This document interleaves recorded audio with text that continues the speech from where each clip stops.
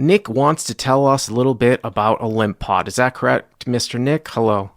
Yep, that's right. How's it going, Nick? Where are you playing out Good. of? We're playing out of Lucky Chances in San Francisco. All right, Lucky Chances in San Francisco. Okay. Yep, and yeah, limp pot, like you said, And what's the size of the game, by the way? it's a 3-5 mandatory $10 under the gun straddle, And how deep are you? 405 effective. Oh, so really shallow, huh? Very short, yeah. Very very shallow for what is basically a you know with a straddle $400 only 40 big blinds effective. Yeah. Right, right. Okay. So I'm on the button. There's four limpers in front of me.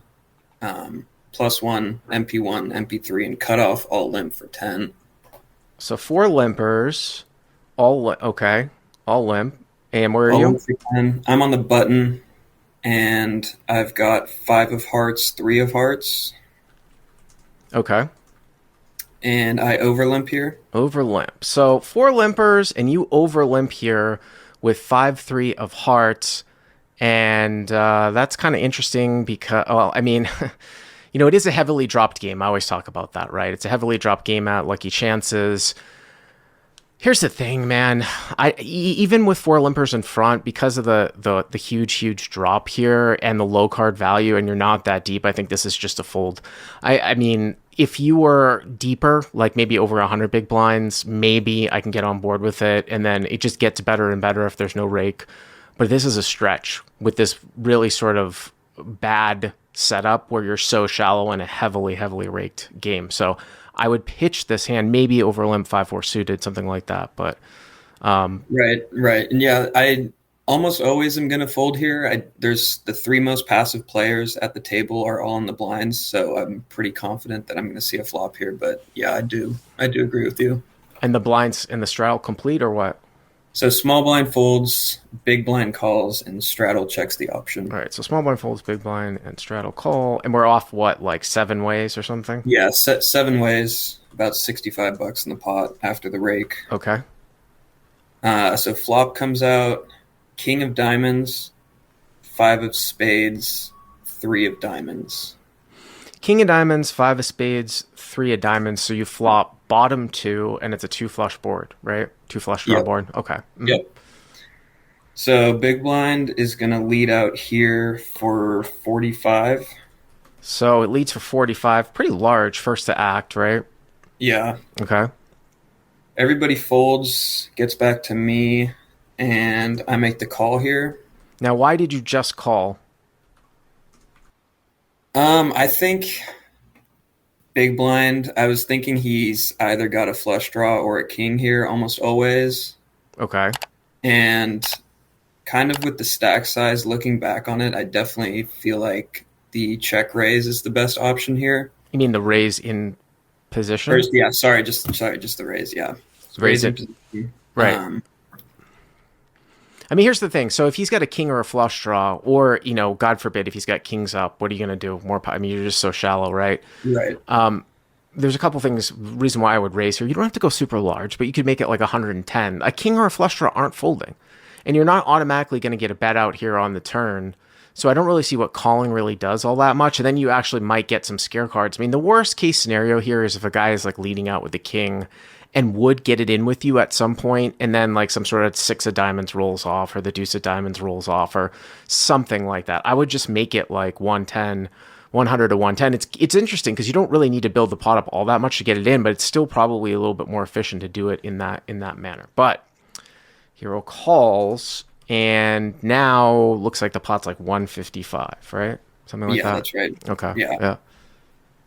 Yeah. So turn here is 10 of clubs, Okay. and big blind leads out again for 75, Okay. and I make the call again. Okay. And what's the reason for just calling here again? I kind of same thought process. I mean, I was just so short here that wasn't I thought by the river it would kind of be easy to get the money in. Um, Well, according to my calculations, if you just call, the pot's going to be just a hair over 300, and then you will have put in like 125. So you'll have like 270, 280. That still leaves a really, really big bet at the end. Now, yeah, sure, that could happen, but again, this is why I like a small raise at any point. You could even go 165 here. It just sucks to somehow not get the money in a spot where it's just you're too shallow to worry about worse hands. I think, or ever folding or something like that. I mean, the only thing that calling might do is if you're somehow trying to like play it safe across like all super safe cards, and then at the end you get counterfeit or something where like the river's a king, or God forbid the river's a 10, or it's some diamond and he shoves and then you just fold. But I would definitely be putting money in here at some point for sure. yeah, I agree with you. I tend to be a little bit more cautious in these limp pots, especially.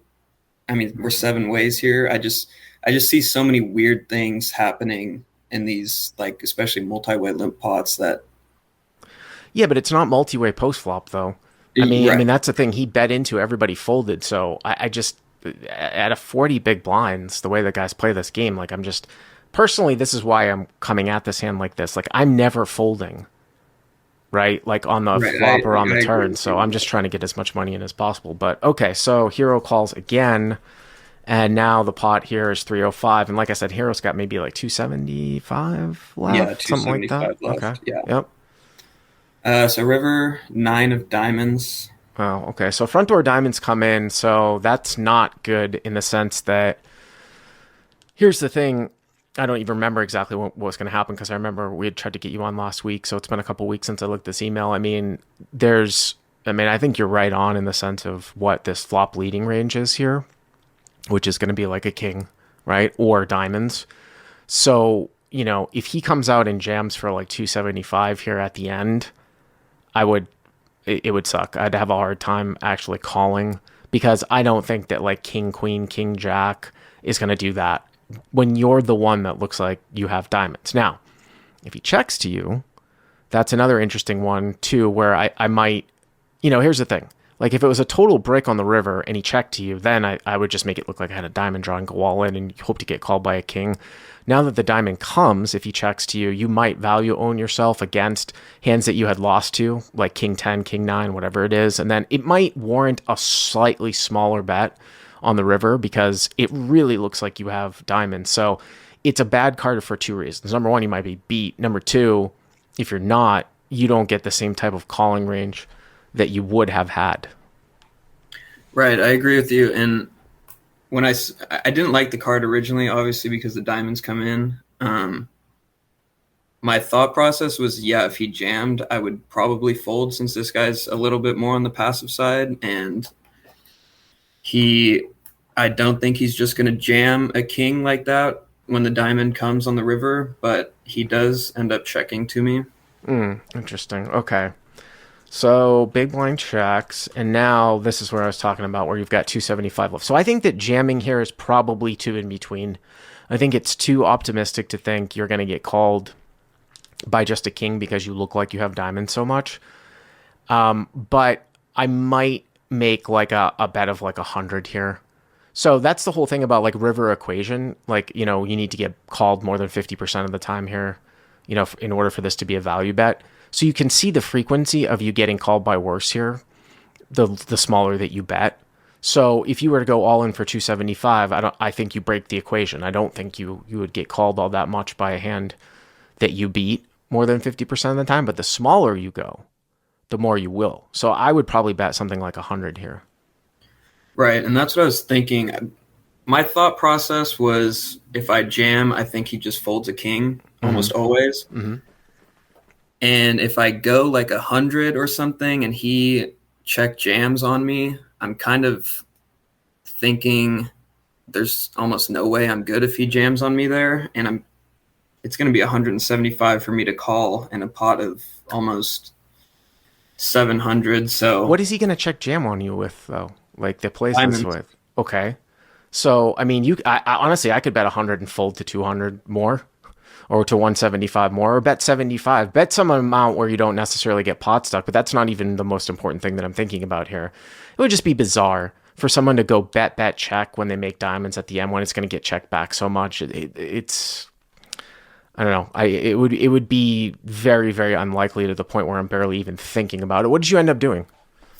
I ended up checking behind, which I hate the play at the end there, just because I I thought there was a chance he had diamonds, but the king nine and the king 10 both come in, and on the flop, I'm pretty confident he has a king, and he can definitely have king nine and king 10. But I just wasn't sure if I could, bet 100 and fold to a jam. So, how are there more combinations of king queen and king jack in the straddler's hand or in the big blind's hand than king 10 and king 9 with this run out? There are more combos of king queen and king Is it jack. more likely that king queen and king jack would be let out on the flop against multi-way limped field than king 10 king 9?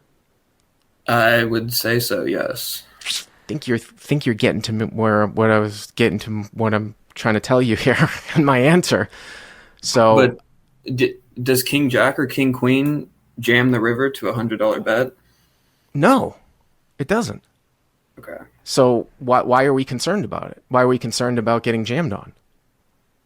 Well, I was concerned about king nine or king 10, but I get what you're saying with the Get fact check there's jamming on you yes, when the front door diamonds come? That will never happen. Literally, it will never happen. But I mean, you lose to those hands anyways, right? right. Don't you? You have No, five, yeah, I right? do. Yes. So you check behind, and what was the result? He turned over king eight of spades. King eight of spades. So again, I mean, I think what my take on that, like I said, I don't remember, but I'm saying that I think that probably jamming for value is too thin here. But I think if you were to go to 100, you might get a crying call, and you can forget about ever anybody turning a weak king into a bluff here with a river check raise, especially with showdown value. I mean, river check raises at this level are almost nil, and then taking top pair and check raising it all in is again like a 1 in 1,000 times at this level. But I love limp pots. I appreciate you calling in, Nick. Thanks again. Thanks so much for the call.